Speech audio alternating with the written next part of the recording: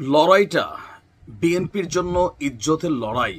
কারণ আওয়ামী লীগ সরকার পতনের পর ডক্টর ইউনূস সরকারের কাছে বৈধ একটা দাবি নিয়ে ইশরাক সমর্থকরা যখন রাজপথে আজকে অবস্থান নিচ্ছেন, আমি যখন এই নিউজটি করছি তখন আমরা দেখেছি প্রধান উপদেষ্টার বাসভবন যমুনার দিকে ইশরাক সমর্থকদের মুভমেন্ট, ঢাকা শহরের প্রাণকেন্দ্রের বেশ কিছু জায়গা তারা দখলে রেখেছেন।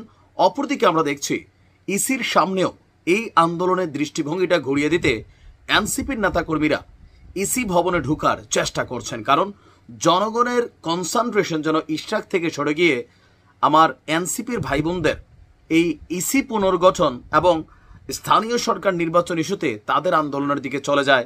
বাট জনগণের ফোকাস কিন্তু মেয়র ইশরাকের দিকেই রয়ে গেছে। কেউ কেউ বলছেন যে ইশরাকদের এই আন্দোলনটার গতিটা ভিন্ন খাতে প্রবাহিত করার জন্যই এনসিপি আজকে মাঠে নেমেছে পরিকল্পিতভাবে, কারণ এটা তাদেরও ইজ্জতের ইস্যু।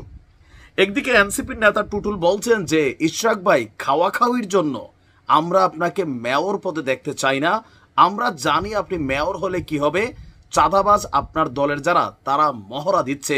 অপরদিকে এনসিপির নেতারা কি দুধের দোয়া তুলসী পাতা তারা কি খাচ্ছে না কি খাচ্ছে না।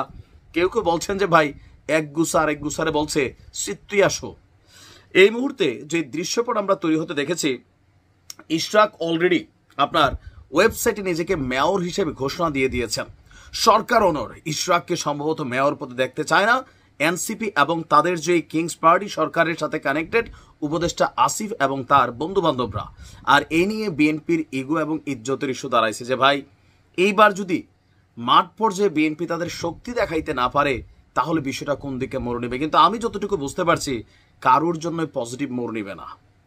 দেখেন, ফাইনালি যদি ইশরাককে মেয়র ঘোষণা দিতেই হয় তাহলে এই যে কর্মকাণ্ড যা করছেন, সরকারের জন্য যে মেসেজটা ক্রিয়েট হচ্ছে, আমার কাছে মনে হচ্ছে যে ডক্টর ইউনূস সাহেব তিনি কি বিষয়গুলো দেখছেন নাকি দেখছেন না, বা উপদেষ্টাদের বিভিন্ন বৈঠক যে হচ্ছে তিনি কি এগুলো সম্পর্কে কনসার্ন নাকি কনসার্ন না। যদি কনসার্ন হয়ে থাকেন তাহলে কেন পানি ঘোলাইয়া তারপরে ইশরাককে এই সমর্থন দিবেন, আর যদি নাই দেন তাহলেই বা কেন এত রঙের আয়োজন। আসলে দিন শেষে কোথায় যাচ্ছে? প্রধান উপদেষ্টার বাসভবনের আশেপাশে সভা সমাবেশ নিষিদ্ধ করা হলেও আমরা দেখছি আজকে এই মুহূর্তে বিএনপির মার্চটা ওইদিকে যাচ্ছে। যদিও যমুনাকে ঘিরে আইন শৃঙ্খলা বাহিনী ব্যাপক নিরাপত্তা জোরদার করেছেন, 144 ধারা জারি করা আছে। বিএনপির নেতাকর্মীরা আজকে নগর ভবনেও উত্তাল পরিস্থিতি তৈরি করেছেন। অপরদিকে এনসিপির সামনেও চলছে ব্যাপক বিক্ষোভ। তারাও নির্বাচন কমিশনের গেটের মধ্যে দিয়ে প্রবেশ করার চেষ্টা করছেন, পুলিশের সাথে ধস্তাধস্তির দৃশ্যপট আমরা দেখতে চাচ্ছি। কেউ কেউ বলছে যে নিজের কপালে এক ধরনের অলিখিত শনি ডেকে আনছেন সরকার বা ইউনূসের এই সরকার।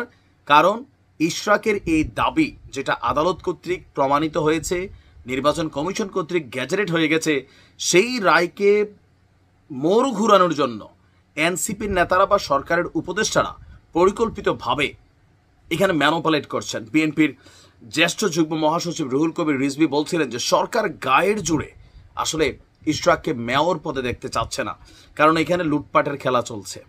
আসলে আমরা কি দেখছি? সারা শহরে আজকে খালি আন্দোলন আন্দোলন, সাধারণ মানুষ বিপর্যস্ত।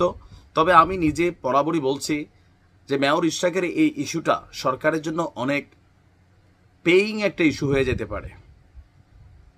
তবে বর্তমান পরিস্থিতিতে বলা যাচ্ছে না সরকার কি ইশরাককে মেয়র হিসাবে ঘোষণা দেবে যে আইন আদালত দেখাচ্ছে, নাকি দেবে না।